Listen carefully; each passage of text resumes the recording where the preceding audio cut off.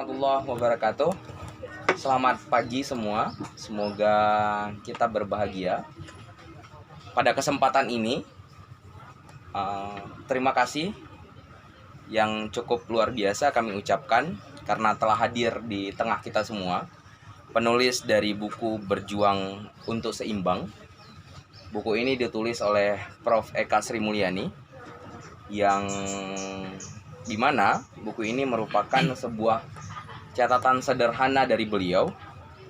Di dalamnya berisikan tentang kisah keluarga dan bagaimana cara beliau menempatkan diri pada posisi beliau sebagai seorang perempuan yang juga bekerja.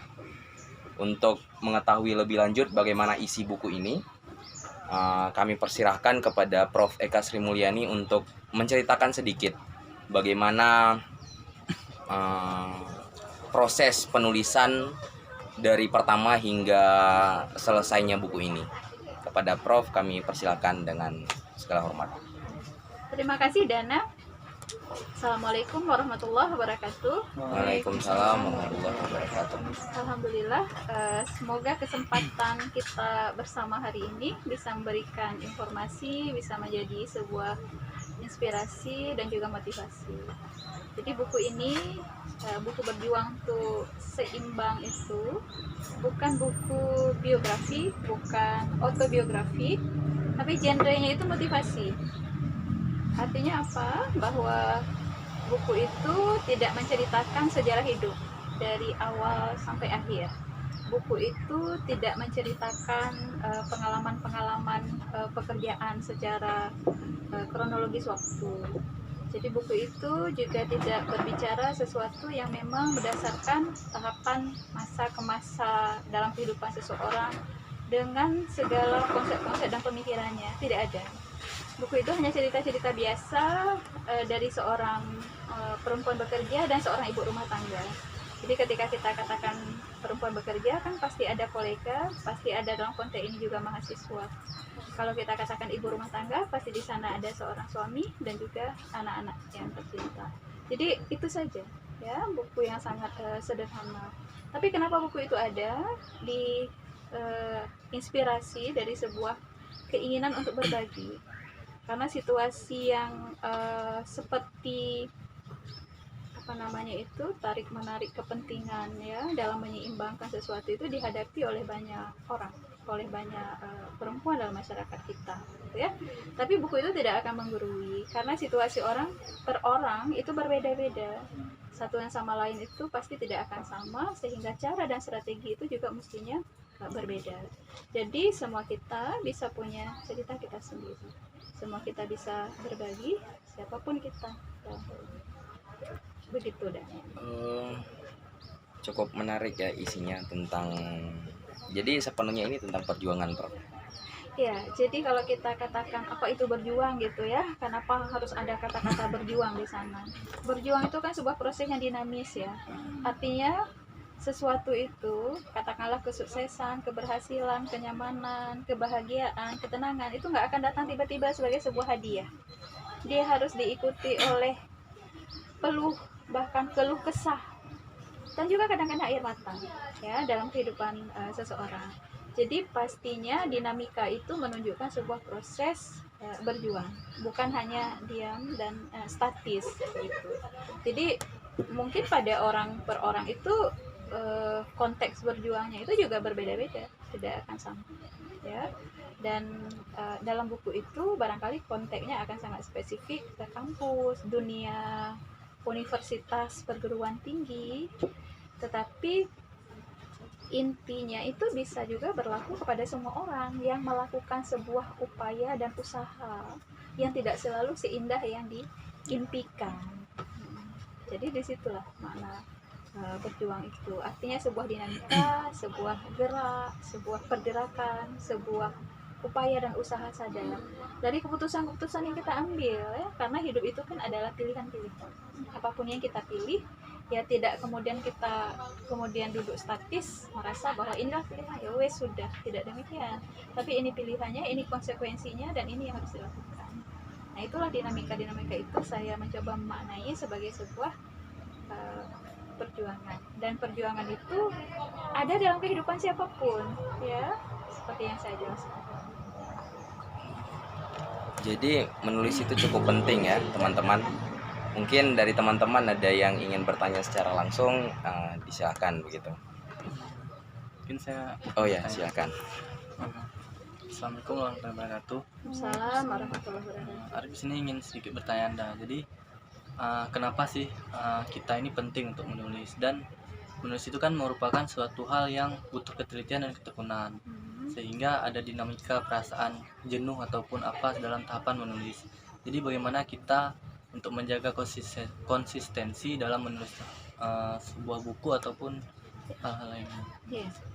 Ya, jadi pekerjaan menulis itu kalau diucapkan mudah sih, menulis gitu ya, hanya berapa ini apa namanya itu, Suku kata. suku kata, ya, sangat singkat, tapi prosesnya itu sangat panjang. Proses dari kita awal punya ide sampai akhirnya dicetak menjadi buku seperti itu tuh panjang sekali prosesnya. Belum lagi seperti yang dikatakan oleh Arif tadi itu ya, jenuh, bosan gitu ya, membaca kata-kata yang sama setiap harinya, mengedit kata-kata yang sama setiap harinya, itu bukanlah sesuatu yang bisa dinikmati oleh banyak orang. Tapi mari kita mulai seperti ini. Kalau berdasarkan pengalaman, ketika saya menulis buku itu, saya harus mengumpulkan keberanian untuk pada akhirnya rela buku itu diterbitkan dan dibaca orang. Ya. Pertama adalah karena menulis cerita sendiri, kemungkinan jampuk kalau dalam bahasa Aceh itu jadi narsis, ya kan, lebay mungkin juga, berlebihan atau baper, bawa perasaan dan sebagainya, itu sangat mungkin terjadi. Jadi harus ada sebuah keyakinan pada diri sendiri, it is okay, ini tidak apa-apa, bahwa ini hanya sebuah kesempatan, sebuah upaya untuk berbagi, dan anasir-anasir narsis, lebay, baper itu memang harus disaring. Makanya ada sebuah proses di mana orang membaca, memberikan masukan ya. Tapi sekali lagi harus mengumpulkan keberanian untuk kemudian merasa rela cerita ini diterbitkan dan dibaca oleh orang lain. Tidak mudah ya, bagi saya pribadi itu tidak mudah. Tapi kenapa kemudian pada akhirnya keberanian itu ada? Hanya dari keinginan untuk berbagi. Berbagi bukan dari sebuah cerita yang sempurna, ya kan? Karena kita memotivasi atau memberikan inspirasi tidak harus menjadi sempurna. Bagaimana proses menangani ketidaksempurnaan itu juga sesuatu yang bisa dibagi. Bahwa orang tidak mengambil sepenuhnya dari apa yang kita sampaikan, itu juga hal yang lainnya, seperti itu. Jadi sekali lagi berangkat dari sebuah keinginan untuk berbagi dan harus mengumpulkan keberanian yang berserakan sampai akhirnya buku ini diterbitkan. Apalagi ini adalah pengalaman pertama menulis buku non-akademik dan buku pertama dalam bahasa Indonesia. Jadi kalau bahasanya barangkali itu secara struktur ya, karena kan harus beradaptasi dari proses menulis akademik ilmiah menjadi proses menulis populer ya, dengan bahasa-bahasa yang lebih mudah dipahami oleh semua kalangan. Itu juga perjuangan. Jadi ada banyak tahapan dari perjuangan yang sedang kita bicarakan di sini. Nah, ketika kemudian kebosanan, kejenuhan melanda, maka siapapun yang menulis itu ada istilahnya kayak writer's block ya. Writer's block itu memang udah nggak tahu lagi mau nulis apa, atau sudah tidak tahu lagi mau ngerjain apa karena itu daraan kebosanan dan kejenuhan tadi. Maka harus ada selingan-selingan, mungkin kehana, mungkin ngopi, mungkin browsing, mungkin bertemu dengan kawan dan sebagainya, silaturahmi. Jadi sebuah situasi yang kemudian membuat kita segar kembali secara ide dan pikiran. Nah, itu salah satu untuk mengobati ya kejenuhan dan kebosanan itu tadi. Dan kemudian juga harus disiplin dengan diri sendiri, punya target. Jadi misalnya sehari itu minimal menulis berapa halaman atau berapa ratus ribu kata. Nah, itu yang harus dijaga konsistensinya. Karena tulisan dan buku yang paling baik itu adalah buku yang berhasil ditulis sampai akhir. Bukan ide yang sangat hebat tapi berakhir kepada file-file dalam komputer saja. Begitu Dana ya. Iya, iya. Nah, jadi kalau misalnya punya ide sebagus apapun tapi hanya berakhir dengan file yang diberi judul keren dalam komputer, itu tidak baik gitu ya. Tulisan yang baik itu adalah tulisan yang Yang selesai. dan untuk sampai kepada finish memang harus berjuang. Sekali lagi kata berjuang itu menjadi keyword ya, kata kunci dalam hal ini. Begitu Arif?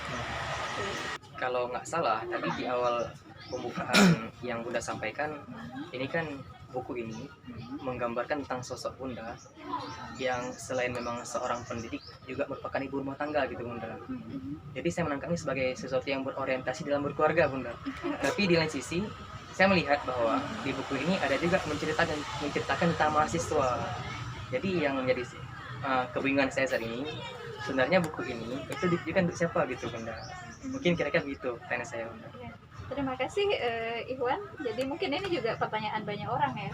Ini buku apa sih? Apa untuk orang-orang yang sudah berkeluarga atau buku yang bisa dibaca oleh siapa saja termasuk mahasiswa? Jadi emang kalau ditanya jelasnya untuk siapa, ya minimal untuk diri sendiri. Karena dalam proses menulis buku ini banyak hal yang kemudian saya belajar, banyak hal yang kemudian saya kontemplasi, banyak hal yang kemudian saya refleksi ya tentang kehidupan dan perjalanan kehidupan itu sendiri. Jadi ya pertama sekali ditujukan untuk diri sendiri. Nah kemudian kalau misalnya juga dalam buku ini ada cerita-cerita tentang keluarga, itu adalah sebuah momen-momen yang ingin direkam ya, terutama nanti ketika anak-anak sudah besar ya. Makanya peruntukannya teruntuknya itu kan mungkin kalau misalnya nanti dilihat ada Intan Payung dan Ayu Mata ya, setidaknya menjadi kenangan bagi mereka. Tapi pada saat yang sama, karena ketika sebuah buku sudah diterbitkan dan itu milik publik, tidak mungkin kan publik juga tidak mendapatkan sesuatu ya berupa informasi, pengetahuan atau jawaban dari keingintahuan mereka, pasti ada di sana. Jadi buku ini ditujukan kepada siapa saja yang memang kondisinya kurang lebih serupa dan bisa menangkap makna dari perjuangan yang ada. Jadi barangkali kalau dilihat di awal tuh ceritanya tentang keluarga, tapi kemudian ada dinamika bekerja dan termasuk relasi yang terbangun dengan mahasiswa. Karena konteksnya kampus ya, karena konteksnya kebetulan saya bekerja di perguruan tinggi, jadi selain kolega, selain para dosen itu ada mahasiswa. Nah disitulah kemudian hadir cerita tentang mahasiswa. Nah mahasiswa dengan dosen, guru dengan murid, dan itu bisa dalam konteks apa saja, bahwa pendidikan itu adalah settingannya, ada pemiliknya di sini, stakeholdersnya ya, salah satunya mahasiswa, salah satunya murid, dan itu kita bangun dalam sebuah relasi yang berkesan ya. Artinya bukan hanya belajar itu di dalam konteks tempat segi ruangan dengan bangku-bangku dan kursi, mahasiswa datang, hadir dan pergi dan selesai gitu, tapi tidak demikian. Sebuah relasi hati ya, yang kemudian belajar itu tidak hanya sesuatu yang didapatkan lewat silabus-silabus saja ya. Nah itu esensi dari pendidikan Islam sebenarnya, sebuah pendidikan yang komprehensif ya, yang hanya tidak pada level pengetahuan tapi juga rasa, afeksi, dan juga pada aksi atau psikomotor. Nah itu jadi tawaran-tawaran pengalaman yang mungkin bisa menjadi bacaan sekaligus juga bisa memberikan ya apa namanya itu susah untuk mengatakan butir-butir debu yang barangkali akan memberikan inspirasi tersendiri bagi orang yang masuk situasinya kurang lebih sama. Jadi buku ini bukan buku berat ya, buku yang dibacanya itu sambil minum teh sore mungkin, sambil teh sore, sambil santai, tidak ada pemikiran dan filosofi di dalamnya, yang ada cerita interaksi. Jadi sekali lagi tidak ada cerita filosofi yang berat untuk dicerna, tetapi interaksi yang terbangun dari relasi kehidupan sehari-hari ya. Baik itu ketika dalam konteks rumah tangga dengan keluarga maupun di dalam dunia pekerjaan ya. Dan kadang-kadang juga di bagian tertentu itu interaksi dengan luar kampus ya, karena kita semua tahu tridharma perguruan tinggi itu kan yang terakhir adalah pengabdian pada masyarakat ya. Kira-kira begitu ya. Hmm, Dana? gimana? Cukup menarik ya. Dana mau nanya sedikit, Prof. Seperti yang Prof sebutkan di awal bahwa buku ini butuh keberanian besar Ya. untuk menulis, karena mengingat yang ditulis adalah kisah pribadi. Ya. Takut jatuhnya nanti jampuk gitu ya. Tentu dalam penulisan saya rasa penuh dengan emosi ya, Ya. baik senang, sedih, bahagia dan lain-lain sebagainya. Bagaimana, Dana ingin bertanya, bagaimana seandainya seorang penulis ingin menulis, mereka ini memastikan bahwa tulisannya ini, emosi yang disampaikan di dalam tulisan ini sampai kepada para pembaca. Jadi seakan-akan ketika pembaca membaca buku ini, mereka ikut merasakan apa yang dirasakan oleh penulis. Ya. Tapi mungkin saya tanya dulu, ketika Dana membacanya sampai nggak seperti seolah-olah saya sedang berbicara? Cukup sampai, terutama yang karena Dana posisinya murid langsung dari Prof, jadi ada insight ke dalam buku ini, jadi seakan-akan seperti recall kembali gitu ya, melihat kembali sisi-sisi yang sudah dijalani beberapa waktu yang lalu. Ketika membaca ini, wah ini cukup menggugah hati gitu ya. Jadi rahasia menulis supaya emosi itu sampai bagaimana? Oke. Ya, jadi pertama kalau misalnya untuk memastikan apakah emosi itu sampai kepada pembaca, ya memang harus seperti tadi ya kita tanyakan, dan setelah buku ini rilis tanggal 27 nanti baru secara pribadi saya akan tahu ya apakah emosi yang sama bisa tertangkap, rasa dan perasaan yang sama itu terasa ya ketika seseorang membaca. Tapi ketika menulis ini seperti yang saya sampaikan kepada Iwan tadi, seperti sebuah proses kontemplasi, sebuah proses refleksi ya, bahkan kadang senyum-senyum sendiri, kadang-kadang keluar air mata juga gitu ya, karena masuk semua itu tadi perasaan emosi gitu ya.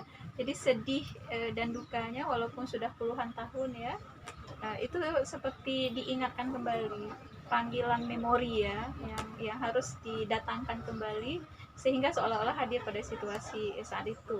Tapi memang kendalanya pada pemilihan kata ya, pada pemilihan kata, bagaimana kemudian rasa itu bisa diwakili oleh kata yang tepat. Nah, sebagai pemula dalam hal buku non akademik populer seperti ini, itu challenge-nya. Makanya tadi saya mencoba untuk tes case sebagai orang yang sudah pernah baca, itu rasanya di Dana seperti apa gitu ya.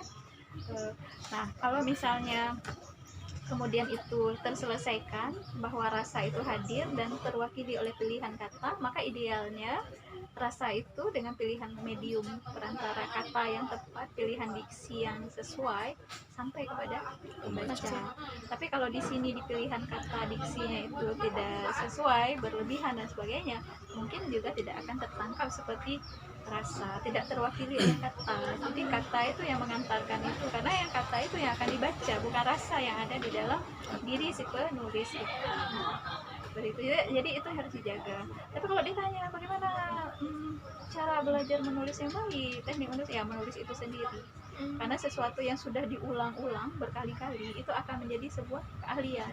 Nah, kalau misalnya itu sudah menjadi sebuah keahlian, maka secara otomatis pilihan-pilihan kata, kalimat dan sebagainya itu akan lebih tersusun indah dan mudah untuk kita sendiri membaca maupun orang lain yang membacanya.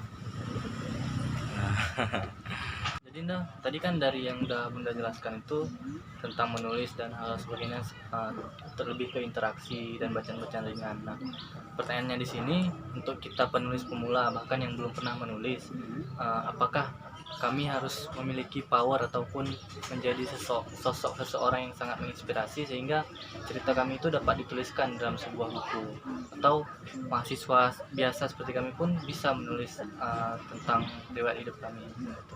Ya, wah, ini pertanyaan yang sangat menarik sekali ya. Siapa yang punya otoritas gitu ya untuk bisa menulis ceritanya sendiri. Apakah harus sukses dulu, harus tenar, hebat, cetar, membahana gitu kan, baru kemudian kita menulis. Nah sebenarnya kan latihan menulis itu adalah hal-hal yang sederhana dulu kan, termasuk keseharian, termasuk dengan diri kita sendiri, siapapun kita gitu kan.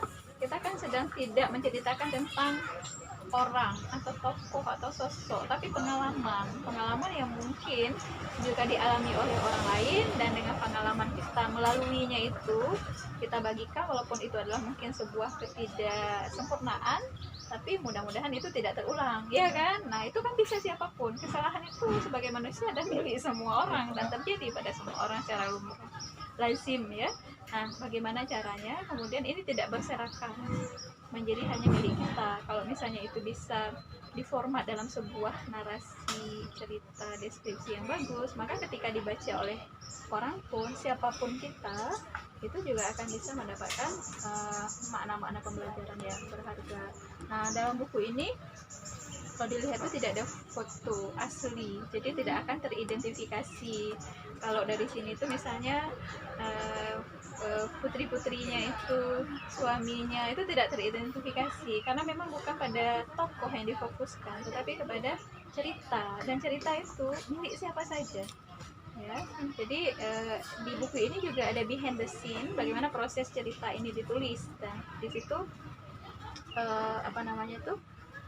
saya sebutkan bahwa kalau tidak hati-hati menulis cerita sendiri itu menjadi curahan hati, curhat jadinya, dan bahkan terkadang tidak menawarkan solusi walaupun untuk diri kita sendiri.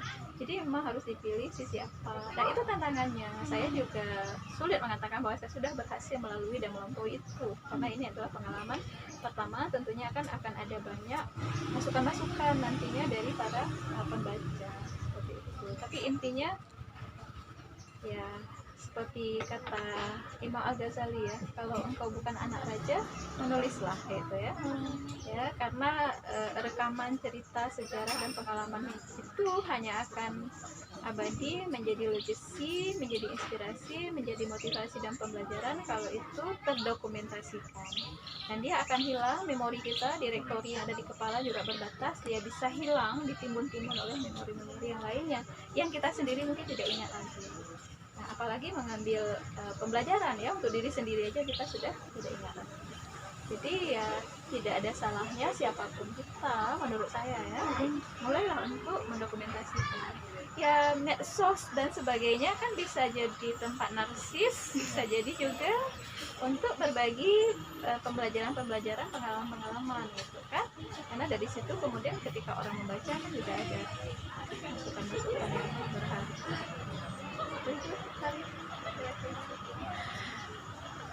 Intan mau bertanya, jadi kesimpulan dari buku Berjuang untuk Seimbang ini apa gitu?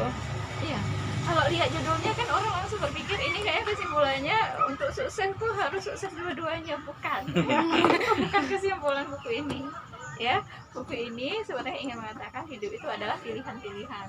Ya, ketika seseorang memilih sebuah situasi, apapun konsekuensi dari pilihan itu, maka dia siap melanjutkan perjuangan itu sampai akhir, kira-kira begitu kan. Apapun hasilnya, setidaknya kita sudah menang melawan ketidakyakinan diri sendiri. Itu satu hal. Nah kemudian yang juga penting, hal yang lain adalah bahwa apapun yang kita lakukan dengan passion, dengan hati, sesulit apapun itu, pastinya akan memberikan pembelajaran-pembelajaran yang berharga. Pastinya ada banyak hal-hal yang menyenangkan juga di sana. Memang kadang tidak mudah gitu ya, tetapi juga bukan tidak mustahil ya. Jadi itu kesimpulan buku ini, bukan kita harus menjadi Superman atau Superwoman dulu, bukan itu, sama sekali bukan. Tapi buku ini sebenarnya secara tidak langsung mengatakan bahwa hidup itu adalah pilihan-pilihan, dan ketika dijalani dengan hati, passion dari pilihan-pilihan tersebut, toh pada akhirnya walaupun berat, walaupun tidak mudah, ya kita akan mendapatkan sesuatu yang menyenangkan. Begitu ini. Teman-teman semua, ini buku cukup keren banget sih, luar biasa. Tadi baru diskusi beberapa menit saja, cukup menarik ya. Semoga dari diskusi tadi banyak pembelajaran yang bisa kita dapatkan dari buku Berjuang untuk Seimbang ini. Tentunya tidak hanya sampai di diskusi ini saja, akan banyak sekali inspirasi, pesan, dan lain-lain sebagainya yang bermanfaat untuk kita sebagai pembaca. Oleh sebab itu, tunggu buku ini akan segera rilis. Setelah itu jangan lupa pada baca, pasti luar biasa. Oke, mantap, wah keren banget. Saya terima kasih, mohon maaf dulu, kemudian terima kasih atas segala kesempatan. Kita ketemu lagi di lain kesempatan. Wassalamualaikum warahmatullahi wabarakatuh.